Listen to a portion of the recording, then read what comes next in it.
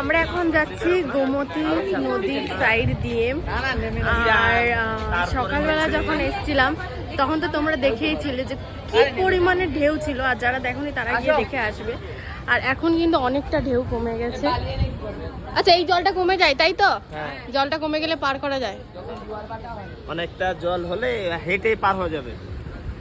মানে ভগবানের কি সৃষ্টি, মানে কি থেকে যে কি করে দিতে পারে ভগবান, এখনো আমরা হাতে নাতে প্রমাণ পেয়ে থাকি।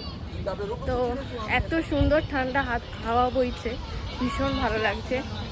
আর অনেকেই এখানে বসে আছে, সময় কাটাচ্ছে। আর মানে এটার ওপারে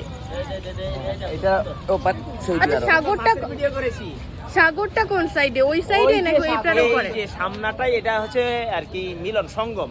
আমাদের এটা গোমতী নদী, তার সামনে ওই কোনাটা যে পিছনে ওই সাইডটা দেখা যাচ্ছে সেটা হচ্ছে আরব মহাসাগর। ওই সাগরে আরো অনেকটা দূরে না? হচ্ছে সাগর না, এই তো সাগর, এটাই এখান থেকেই আর কি ঢুকে গেল। এই দেখো বালি দেখা যাচ্ছে, বালি। আগে সব মানে সকালবেলা এই অবধি জল চলে আসছিল। এটা পুরো পারাতে চলে গেছে। ওই বাড়ি যেটা যাবো তো রাস্তা এইটাতে ভাই, আগে গেলে হবে না। না না না, এইটা আমরা তো গেলাম সকালবেলা। এদিকে গেলাম সকালে, আপনি ভুলে গেলেন।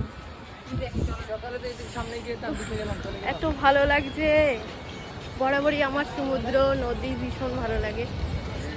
ওই দেখো দেখা যাচ্ছে। এই দেখো পুরো দেখো। আচ্ছা, এটা মানে হাঁটা যাবে তো বলো? হ্যাঁ, হাঁটা যাবে এটা। না না না, এমনি কিছু হবে না, কোনো অত দিবে না। ওই পারে এই যে